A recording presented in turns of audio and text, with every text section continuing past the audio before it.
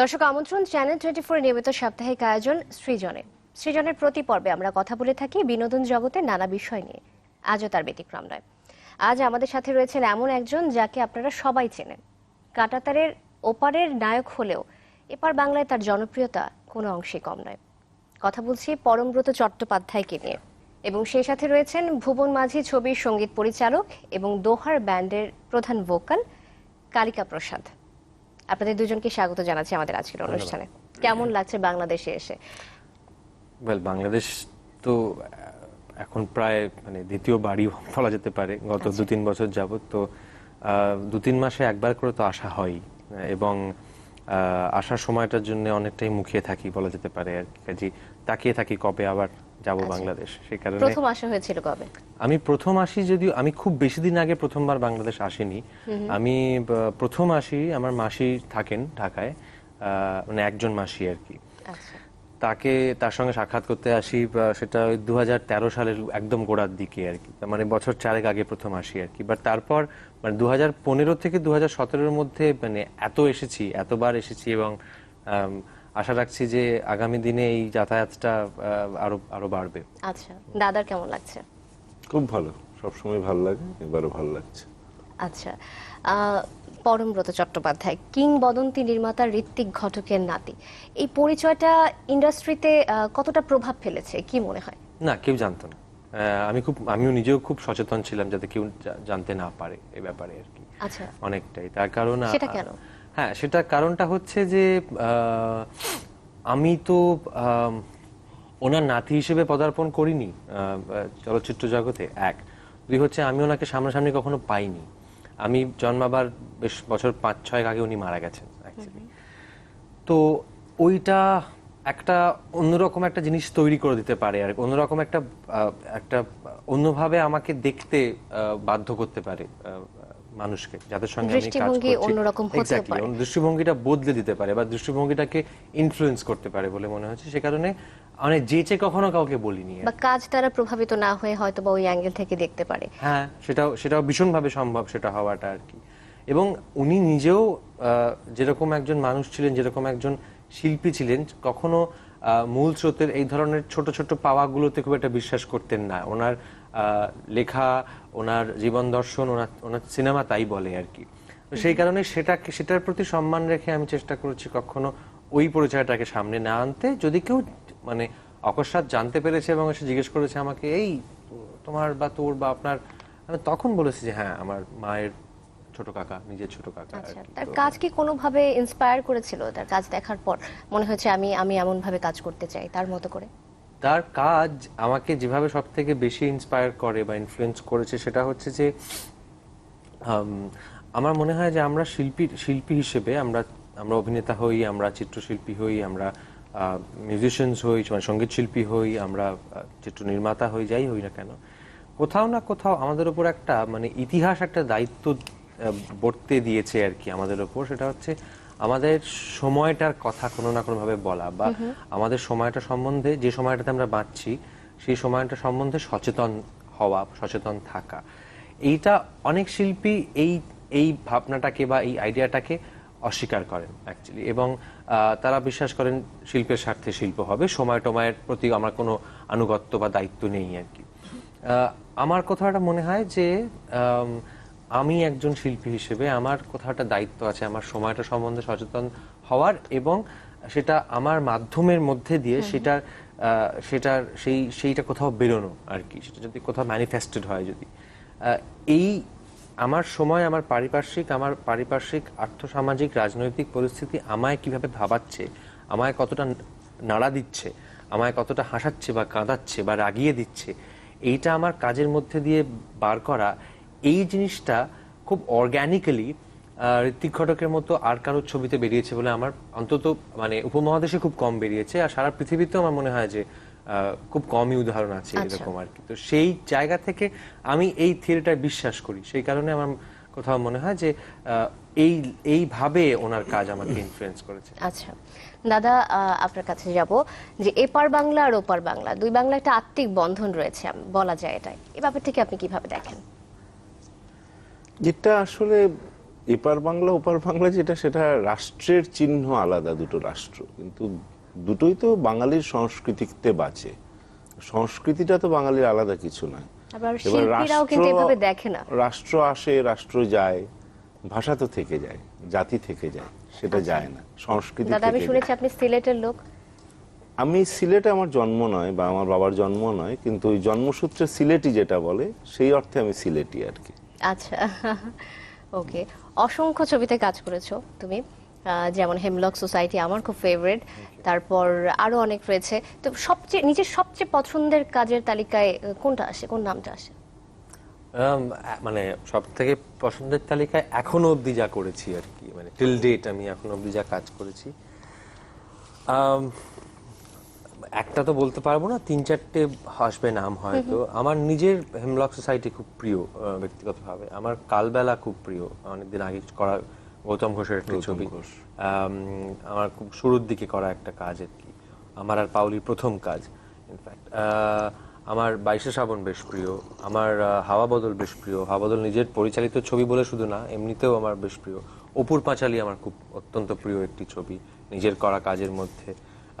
চতুষ্কোণ বেশ প্রিয়। এরকম বেশ বেশ 5-6টা নাম আছে যেগুলো আলাদা করে বলতে পারি যে প্রিয়। আর যে কটির নাম বললাম সেই কটি সবকটাই বেশ বাণিজ্য সফল ছবি। একটি ছবি যেটা তথাকথিতভাবে হয়তো ততটা বাণিজ্য সফল হয়নি, সমাদৃত হয়েছিল একটা লেভেলে, কিন্তু আমার ভীষণভাবে নিজের প্রিয়, আমার নিজের কাজটা ওটাতে খুব আমার নিজের প্রিয়।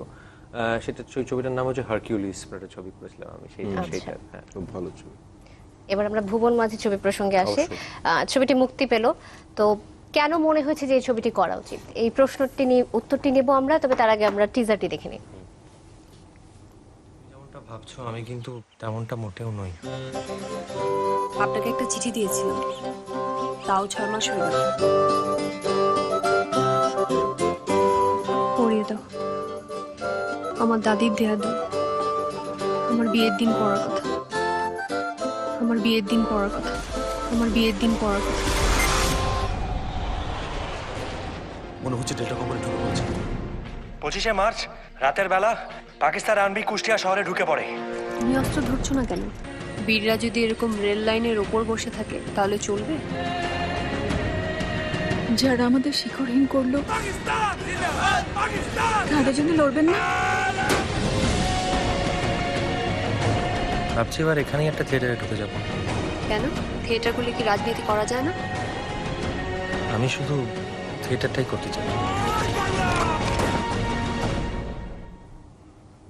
যে ছবিটি হয়তো তোমার দেশের দর্শকই ঠিক মতো দেখতে পাবে না, কেন মনে হলো যে এই ছবিটি আমার করা উচিত? আমার মনে হয় যে আমার দেশের, মানে কোন দেশের দর্শক দেখতে পাওয়ার থেকেও বড় একটা দায়িত্ব একটি চলচ্চিত্রের থাকে, এবং আরো একটি বড় দায়িত্ব তার শিল্পীদের থাকে। বিকজ চলচ্চিত্রের ভাষা, চলচ্চিত্রের মাধ্যমটা কোনো দেশে সীমাবদ্ধ নয়।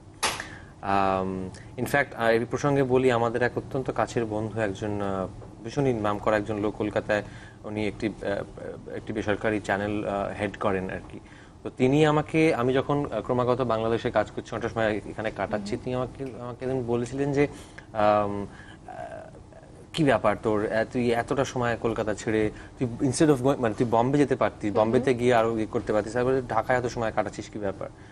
তো তখন তার সঙ্গে আমার একটা তর্কাতর্কি হয় সেটা নিয়ে আর কি। তো ভুবন মাঝির টিজার, এই ট্রেলারটি এবং এই গানগুলি ফেসবুকে দেখে তিনি একটি প্রায় সুবৃহৎ একটি পোস্ট লিখেছেন, যেখানে তিনি আমার কাছে ওপেনলি ক্ষমা চেয়েছেন, যে বলেছেন যে আমি ভুল করেছিলাম, আমি এটা দেখে, এই ট্রেলারটা দেখে আমি সাধুবাদ জানাচ্ছি যে সত্যি সত্যি সিনেমার কোনো ভাষা হয় না, এবং কোনো আমরা আনফর্চুনেট যে আমাদের কোথায় ছবিটি মুক্তি পাচ্ছে এটা দিয়ে একটি ছবির সম্ভাবনাকে বেঁধে ফেলতে হয়। কিন্তু ছবি তো একটি ক্যামেরা, এবং সেটা বোতাম টিপলে বা আগে হতো ফিল্ম চললে সেটা সেকেন্ডে 24টা করে ফ্রেম রেকর্ড করে, রাইট?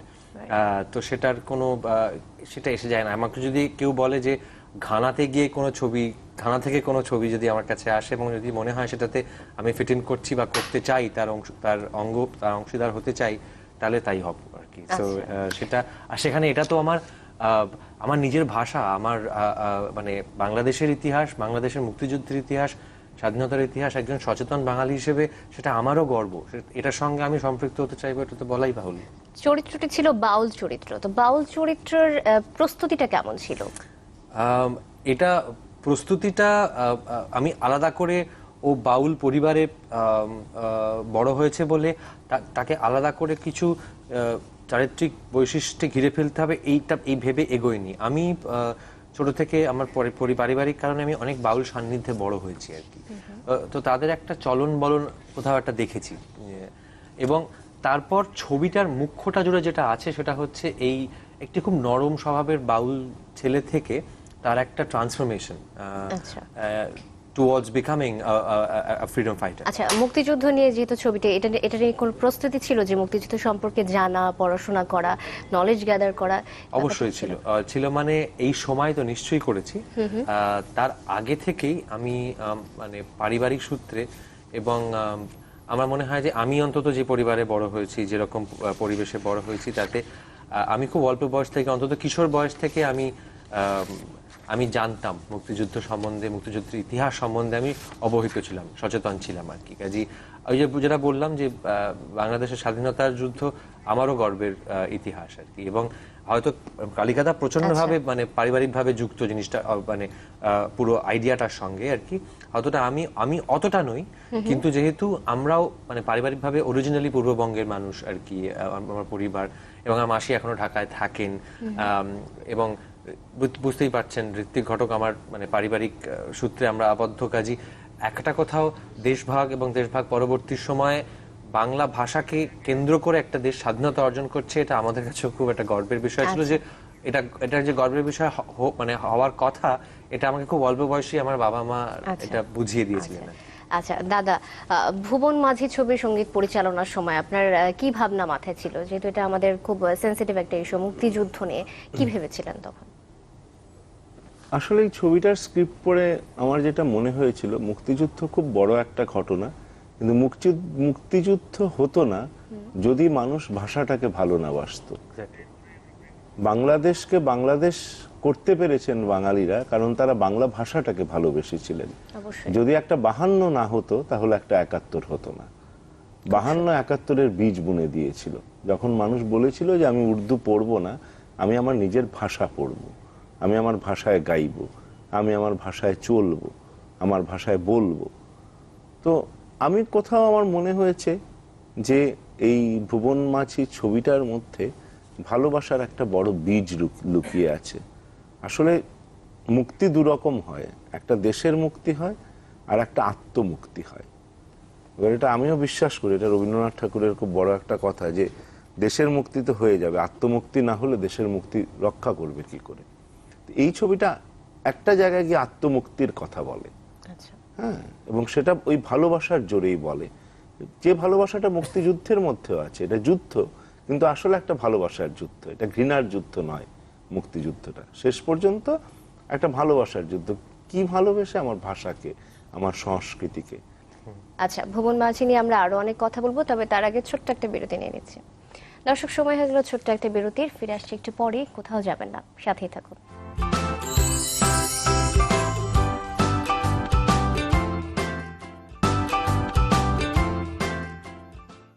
নাম গাই, আমার নাম গাও তুমি, আমি আকাশে রোদের দেশে ভেসে ভেসে বেড়াই, মেঘের পাহাড়ে চড়ো তুমি, আমি তোমারি তোমারি তোমারি নাম গাই, আমার নাম গাও তুমি।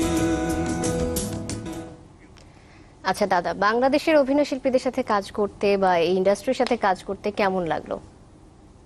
আমি এমনি ছবিতে কাজ কম করি, ছবিতে গান গেয়েছি অনেক ছবিতে, কিন্তু সঙ্গীত পরিচালনার কাজ সেই অর্থে খুব একটা করি না ছবিতে। কিন্তু এই ছবিতে যখন আরিফিন বলল, পরমব্রত নিজে আছে, এই সব কিছু মিলে আমি নিজে রাজি হলাম। কারণ ছবিটা ওই যে পরমব্রত যে কথাটা বললো, কোথাও নিজেদের আত্মার কাছাকাছি একটা ছবি মনে হয়েছে।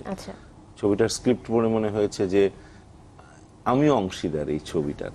হ্যাঁ, তো সেই জায়গা থেকে ছবিটার বিষয়বস্তুর সঙ্গে প্রথম থেকেই জড়িয়েছিলাম। এবং এটা আমার একটা নতুন অভিজ্ঞতা হলো, বাংলাদেশে আমরা বোধহয় প্রায় 2003, 4, 5 সাল থেকে অনুষ্ঠান করছি, কতবার এসছি আমি হাতে গুনে এখন আর বলতে পারবো না। কিন্তু বাংলাদেশের শিল্পীদের নিয়ে, বাংলাদেশ এটাতে তো অনেক বাংলাদেশের সঙ্গীত শিল্পীরা গান করেছেন, হ্যাঁ, তাদের নিয়ে ঢাকায় বসে তাদের গান রেকর্ড করেছি, হ্যাঁ, তারা গেয়েছেন। এই অভিজ্ঞতাটা আমার সত্যি প্রথম হলো এবং সেটা আমার খুব চমৎকার একটি অভিজ্ঞতা। এত ভালো জয়তী বড়ুয়া, সে এখানে ফুলে ফুলে ঢলে ঢলে বলে একটি রবীন্দ্রসঙ্গীত ব্যবহার হয়েছে, সেটা গেয়েছে। তারপর ছায়ানটের আরো কিছু ছাত্রছাত্রী, তারা সোনার বাংলা গানটি একবার জাতীয় সঙ্গীত মাঝখানে একটু ব্যবহার করা হয়, তো সেই টুকরোটা গেয়েছেন। জাতীয় সঙ্গীতের অংশটা না, তার বাইরে যে অংশটা আছে সেরকম একটা অংশ ব্যবহার করা হয়েছে এখানে। এরকম আর কি বলতো, এই অভিজ্ঞতাটা আমার খুব ভালো। তারপরে এই যে আমি তোমারই নাম গাই, আমি নিজে গান লিখি না, আমরা দলে সাধারণত ফোক সং গুলোকে কভার ট্র্যাডিশনাল গানগুলো গাই, শাহ আব্দুল করিমের গান, রাধারমণের গান, হাসন রাজার গান, লালন ফকিরের গান। তো এটার জন্য লিখতে হলো গান, সুর করতে হলো। পরমব্রত নিজে একটি গান গেয়েছেন এই ছবিতে, হ্যাঁ। তো এইটা সব মিলে আমার কাছে তো এটা খুব বড় একটা প্রাপ্তি বলবো এই অর্থে যে নিজে কাজ করে আনন্দ পাওয়ার যে প্রাপ্তি। কারণ এটা ঠিক আমার যে সঙ্গীতের ধরন, আমি যে সঙ্গীত মঞ্চে চর্চা করি আর এখানে যে সঙ্গীত করেছি, দুটোর ধরনটা আলাদা সম্পূর্ণ। আচ্ছা, একই প্রশ্ন থাকবে পরমব্রতের কাছে, যে অনেক পরিচালকের সাথে কাজ করা হয়েছে, অনেক বিখ্যাত পরিচালকের সাথে। বাংলাদেশের কলাকুশলী এবং বাংলাদেশের পরিচালক, এনভায়রনমেন্টটা কেমন লেগেছে? কোনো বিশেষ ঘটনা যদি মনে পড়ে? বাংলাদেশে করা এটা আমার দ্বিতীয় ছবি অ্যাকচুয়ালি, মানে শুটিং হওয়া। আচ্ছা, আরেকটি ছিল বোধহয় ভয়ঙ্কর সুন্দর, যেটি এখনো মুক্তি পায়নি, খুব শিগগিরই মুক্তি পাবে। তো কাজী বাংলাদেশের মানে কাজের পরিবেশ বা কি মানে কি সেটআপে কাজ হয় এটা নিয়ে আমার একভাবে ধারণা হয়েছিল আর কি ভয়ঙ্কর সুন্দরের থ্রু দিয়ে। তবে ভুবন মাঝির কথা যদি জিজ্ঞেস করেন তাহলে বলবো যে এটা একদম একটা অন্যরকম অভিজ্ঞতা। তার কারণটা হচ্ছে, হ্যাঁ, নর্মাল শুটিং যেরকম আর 5টা ছবির শুট হয় সেরকমই, কিন্তু যেহেতু যেখানে গল্পটি অবস্থিত সেখানে গোটা শুটটি হয়েছে 1 মাস ধরে, সেই কুষ্টিয়া, সেই কুমারখালী, সেই শিলাইদহ, যে জায়গাগুলোতে আমি আগে কখনো যাইনি, হ্যাঁ, এটা একটা নতুন অভিজ্ঞতা। এবং সেখানে গোটা কি হয়, একটা শুটিং এ ইউনিট যখন একসঙ্গে থাকে এতটা লম্বা সময়, তাদের মধ্যে একটা অদ্ভুত ধরনের ক্যামেরাড্রি তৈরি হয়, একটা অদ্ভুত ধরনের একটা বোঝাপড়া তৈরি হয়, একটা অদ্ভুত ধরনের বন্ডিং তৈরি হয়, যে 1 মাস শেষে সেটা ছেড়ে চলে যেতে ইচ্ছে করে না, তখন মন খারাপ লাগে, মন কেমন করে। তো সেই যে পরিবেশ, ওই পরিবেশটার মধ্যে থাকা, এই কুমারখালীর এই যে বাড়িটি, এই যে ছোট বাইকটা যেটা মিজান চালিয়েছে, অপর্ণা, মিজান, সুষমা, আরিফিন পরিচালক এবং গোটা টিমটা, মানে from the production designer Tamim, মাজার থেকে শুরু করে, এদের সঙ্গে এমন একটা ওঠা বসা তৈরি হয়ে গেছিল আর কি, যে একটা অভ্যেসের মধ্যে দাঁড়িয়ে যায়, সকালবেলা উঠে একে দেখতে পাবো। কোনো মজার অভিজ্ঞতা কি মনে পড়ছে এই মুহূর্তে? মজার তো অভিজ্ঞতা তো মানে লক্ষ মানে প্রত্যেকটা মুহূর্তেই বলতে গেলে মজার। তবে আমার একটা দিন আমার মনে আছে, খুব সিগনিফিকেন্ট দিন, একটা দিন না, খুবই গুরুত্বপূর্ণ দিন, সেটা হচ্ছে 2016 21শে ফেব্রুয়ারি।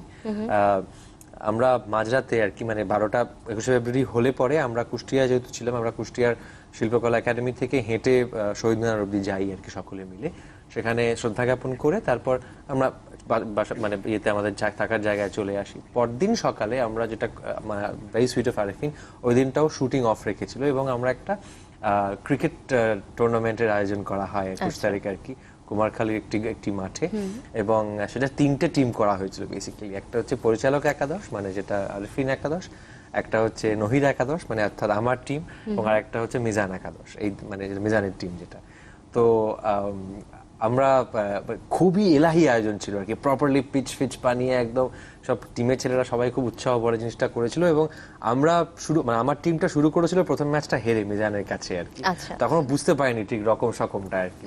বাট তারপর আমরা কনসিস্টেন্টলি 3টে ম্যাচ জিতে আমরা টুর্নামেন্টটা জিতি অ্যাকচুয়ালি আর কি, ইভেন্চুয়ালি আর কি। সেটা প্রচন্ড মজা হয়েছিল। সকাল প্রায় 9টা 9:30 থেকে খেলা শুরু হয়েছিল, শেষ হয়ে গিয়ে বিকেল 5:30টাতে আর কি। এবং কেউ কিন্তু কিছু খায়নি, কিছু না, পাগলের মতো সকলে শুধু খেলে গেল আর কি। তো দ্যাট ওয়াজ গ্রেট ফান। আচ্ছা, ভুবন মাঝি ছবির একটা ক্যাম্পেইন হয়েছিল, আমার পতাকা আমার দেশ, এটা কি অংশগ্রহণ করা হয়েছিল? অবশ্যই ইনফ্যাক্ট আমি বোধহয় প্রথম রেকর্ড করি। কেমন লেগেছিল ব্যাপারটি? এটা আমার কাছে খুব একটা বিশেষ অভিজ্ঞতা, বিকজ এটা আমার কাছে আমার অভিজ্ঞতাটা বিশেষত্বটা একটু অন্যরকম আমার এবং কালিকাদা, সেটা আমি বলি, সেটা একটু বুঝিয়ে বলতে হবে। সেটা হচ্ছে যে ভারতীয় হিসেবে আমাদের কিন্তু মানে প্রতিটা ভারতীয়র আমার মনে হয় দুটো সত্তা থাকে। একটা হচ্ছে সে ভারতীয় একজন, আর একটা হচ্ছে তার সে যে প্রদেশের মানুষ। হ্যাঁ, কেন ভারত তো একটা দেশ নয়, আসলে ভারত তো অনেকগুলো দেশের সমাহার। আসলে সেখানে যে মালয়ালি সেভাবে কেরালাটা তার কিন্তু দেশ, যে তামিলিয়ান সে তামিলনাড়ুটা তার দেশ, যে মহারাষ্ট্রের মহারাষ্ট্র তার দেশ, ঠিক একইভাবে যে বাঙালি বাংলাটা কিন্তু মনে হয় তার দেশ আর কি। আবার দ্য সেম টাইমে সবকটা দেশ মিলে একটা দেশ যার নাম ভারতবর্ষ। এবার যেহেতু আমার পাশের সীমানাটা পেরোলেই একটা দেশ আছে যেখানকার রাষ্ট্রভাষা বাংলা, এবং যারা যে দেশ সেই ভাষার ভিত্তিতে স্বাধীনতা অর্জন করেছে, সেই কারণে আমার দুটো সত্তাই ইকুয়ালি স্ট্রং। ভারতীয় সত্তাটাই খুব strong, at the same time Bangali সত্তাটা equally strong, if not more strong actually. তো সেই কারণে আমি যখন আমার পতাকা আমার দেশ ক্যাম্পেইনটাতে অংশগ্রহণ করছি, তখন আমি একজন ভারতীয় হিসেবে যেমন করছি, সেরকম একজন অত্যন্ত গর্বিত বাঙালি হিসেবেও করছি। তো এটা আর 5টা ভারতীয়কে হয়তো আমি বোঝাতে পারবো না জিনিসটা আর কি। আবার আর 5টা বাংলাদেশিকেও বোঝাতে পারবো না আমি। এটা খুব অদ্ভুত দ্বৈত সত্তার মধ্যে আমাদের একটা খুব, এটা আমাদের আমি নিজেও যখন রেকর্ড করি, তুই রেকর্ড করলি, তারপর আমি রেকর্ড করলাম, সত্যি মানে এই পতাকাটা হয়তো রাষ্ট্রীয়ভাবে আমার পতাকা নয়, কিন্তু এটা বাংলাদেশের পতাকা, কিন্তু কোথাও জানো এটা মানে আমার এখন এই কথাগুলো ভাই বসে বসে ভাবছিলাম আজকে ফ্লাইটে আসতে আসতে, যে আমি প্রথম ঢাকায় এসেছিলাম 2000 সালে। এবং কেন এসেছিলাম জানেন? আমার এক বন্ধু বলেছিল কোনোদিন পারলে ঢাকার 21শে ফেব্রুয়ারি দেখে আসিস। আমি ঠিক ওই 21শে ফেব্রুয়ারি দেখার জন্য ঢাকায় এসেছিলাম। হ্যাঁ, এবং আমি তারপর দেখে গিয়ে আমি একটা কথা সব বন্ধুদের বলি, যে বাঙালির যদি কোনো তীর্থক্ষেত্র হয় সেটা ঢাকার 21শে, সেটা দেখে এসো। এটা হচ্ছে বাঙালির তীর্থক্ষেত্র।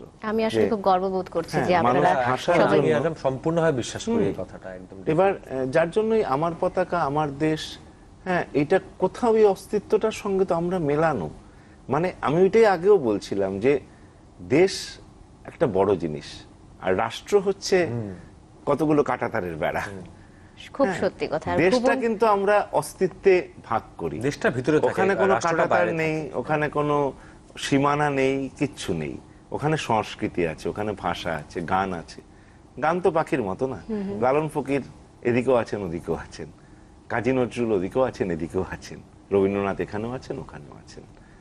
আসলে ভুবন মাঝি ছবির সংশ্লিষ্ট সবাইকে এই ব্যাপারে একটা ধন্যবাদ জানানোই যায় যে এত চমৎকার একটা আয়োজন তারা করেছে।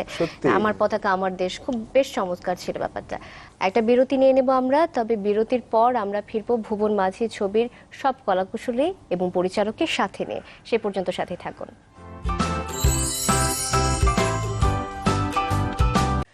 দর্শক, বিরতির আগে বলেছিলাম যে ফিরবো ভুবন মাঝি ছবির পরিচালক এবং আরো দুজন কলাকুশলীকে সাথে নিয়ে। আমাদের সাথে রয়েছেন ভুবন মাঝি ছবির পরিচালক ফখরুল আরেফিন, এবং সেই সাথে রয়েছেন মাজনুন মিজান এবং অপর্ণা ঘোষ।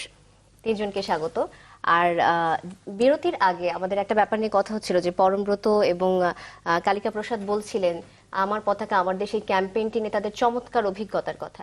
এই আইডিয়াটা আসলে কোথা থেকে এসেছে, কি ভেবে আসলে এটা করা ক্যাম্পেইনটি? একটা জিনিস হলো যে বাংলাদেশ নিয়ে আমরা অনেক কাজ করেছি, দেশ নিয়ে, কিন্তু আমরা কখনো পতাকা নিয়ে তেমন জোরে সোরে কোনো ক্যাম্পেইন করিনি। বিশেষ করে পতাকার ব্যাপারে মানুষের অনুভূতিটা কেমন সেটা নিয়ে আমরা খুব বড় জোর কোনো মানে দৃষ্টান্ত স্বরূপ সেরকম কোনো কাজ বাংলাদেশে ওইভাবে করে হয়ে ওঠা হয়নি। তো আমরা যখন সিনেমাটা কিভাবে ক্যাম্পেইনটা করব, সিনেমার সাথে কোন ধরনের ক্যাম্পেইনের মেজাজ যায়, সেটা নিয়ে যখন আমরা বসেছিলাম, আমার বাসাতেই সবাই মিলে বসেছিলাম, ব্রেন স্টর্মিং করছিলাম, তখন একটা ডায়লগ ছিল পরমের মানে নহিরের চরিত্রের, সেটা ছিল যে এই প্রথম মনে হলো এই পতাকা আমার, এই দেশটি আমার। তখন আমাদের কাছে মনে হলো যে আমরা আমাদের তরুণদের কাছে এই কথাটা ছড়িয়ে দিই এবং বলি যে সবাই তার কবে মনে হচ্ছিল এই পতাকাটা তার, এই অনুভূতিটা আমাদের শেয়ার করুক।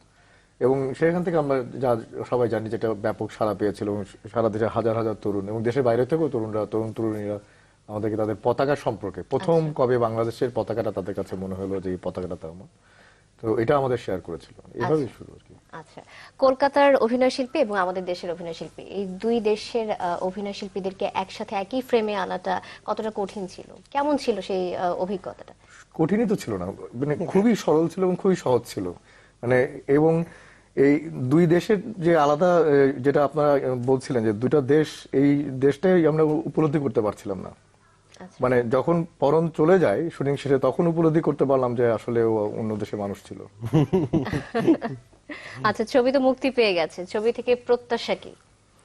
প্রত্যাশা আমার মনে হয় ওরা বলুক, অপর্ণা বলুক। অপর্ণা আর নিবেদন বলুক।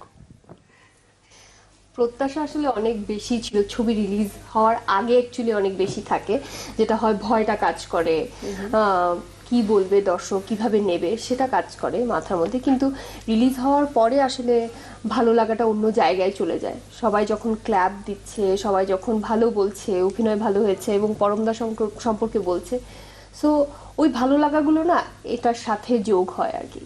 তো সিনেমাটা নিয়ে আগ্রহ যতটা আগে ছিল, এখন মনে হচ্ছে এটা আরো ব্লাস্ট হচ্ছে আর কি। আচ্ছা। সবাই ভালো বলছে। So, আচ্ছা, পরমব্রতর কাছ থেকে শুনবো। এটা আমার কাছে একটা একদম নতুন অভিজ্ঞতা, ডেফিনেটলি। কলকাতা একটা ছবির মুক্তির সময় একরকম ভাবে তার পরিবেশ এটা সৃষ্টি হয়, প্রত্যাশা এখানেও ঠিক একইভাবে দেখলাম সেইভাবে।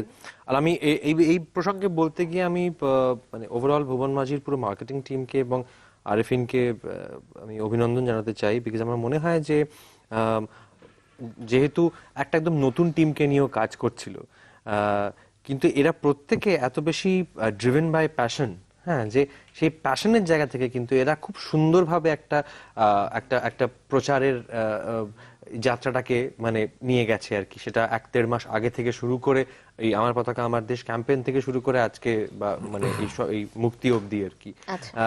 পুরোভাবে গোটা জিনিসটার একটা জার্নি, আমরা এভলিউশন আমরা দেখতে পেয়েছি পুরো জিনিসটার আর কি। সেটা মানে খুব সুন্দরভাবে ওরা সেটাকে কি বলবো মানে এক্সিকিউট করেছে পুরো পুরো পুরো ক্যাম্পেইনটাকে, আরেফিন এবং আরেফিনের টিম।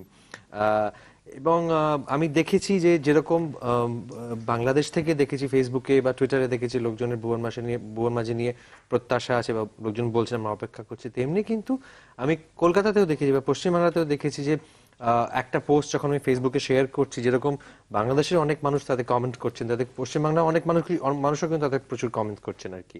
তো আমি আশা রাখবো যে অদূর ভবিষ্যতে আমরা এই ছবিটাকে পশ্চিমবাংলাতে মুক্তি দিতে পারবো। এবং আপাতত এখানে যেটা অপর্ণা বললো, এখানে যে বাসটা ক্রিয়েটেড হয়েছে সেটাকে আপাতত এনজয় করতে চাই। মাজনুন মিজান, আপাত দৃষ্টিতে এটা মুক্তিযুদ্ধের ছবি 8-10টা ছবির মতো মনে হতে পারে যারা জানছেন দেখছেন, কিন্তু আমার কাছে মনে হয় ভুবন মাঝি একটু ভিন্ন। আমি প্রায় বলি যে ভুবন মাঝি আসলে কেন দেখবে দর্শক।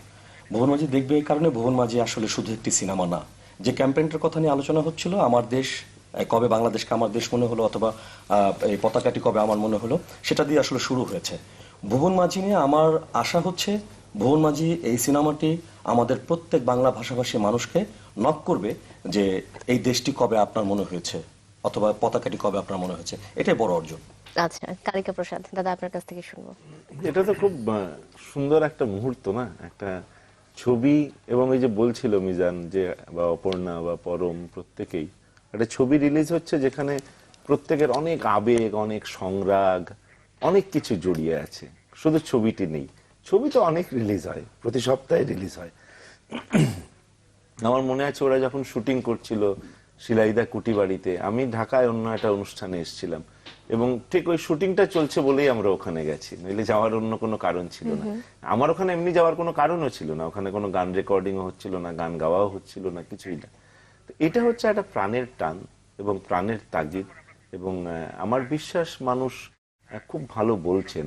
এতদিন পর্যন্ত যতটুক মানুষ দেখেছেন সোশ্যাল নেটওয়ার্কে, সোশ্যাল মিডিয়ায় যেগুলো দেখেছেন, টিজার দেখেছেন, গান দেখেছেন, মানুষের ভীষণ প্রাণ ছুঁয়ে যাচ্ছে। এবার আমি এটা বিশ্বাস করি যে আমি বাণিজ্য টাণিজ্য অত বুঝি না, আসলে সত্যি কথাই বুঝি না।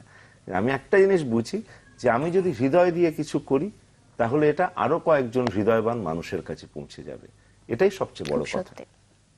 আচ্ছা, সব শেষে পরিচালকের কাছে জানতে চাইবো আপনার প্রত্যাশাটা কি ছবি থেকে, দর্শকদের কাছ থেকে? দর্শকদের কাছে প্রত্যাশাটা হচ্ছে এই যে আমি আশা করি যে দর্শকরা এই চলচ্চিত্রটি দেখতে আসবে এবং হলে এসে দেখতে আসবে, এই কারণে যে এই চলচ্চিত্রটিতে অনেক দিন পর এমন একটা ভঙ্গিতে গল্পটা দেখবে যে ধরনের গল্প সাধারণত বাংলা চলচ্চিত্রে, আমি বলছি বাংলাদেশের চলচ্চিত্রে মানে গাঁথুনিটা হয় না। এটা হচ্ছে একটা কারণ। আর দ্বিতীয়ত যে এই গানের এই এই এই- এই চলচ্চিত্রের গানগুলো একটা খুব স্ট্রং কন্টেন্ট এবং সেগুলো অলরেডি মানুষের কাছে হৃদয়ে পৌঁছে গেছে, যেটা কালিকা ভাই বললেন।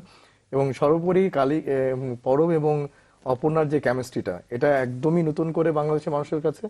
আমি মনে করি কেমিস্ট্রিটা তারা ভীষণভাবে এনজয় করবে। আচ্ছা, আপনাদের সবার প্রত্যাশা যেন সত্যি হয় এই কামনা করে শেষ করছি আমাদের আজকের আয়োজন। ভুবন মাঝি ছবির সাফল্য কামনা করে শেষ করছি আমাদের আজকের সৃজন। সবাই ভালো থাকবেন, সুস্থ থাকবেন।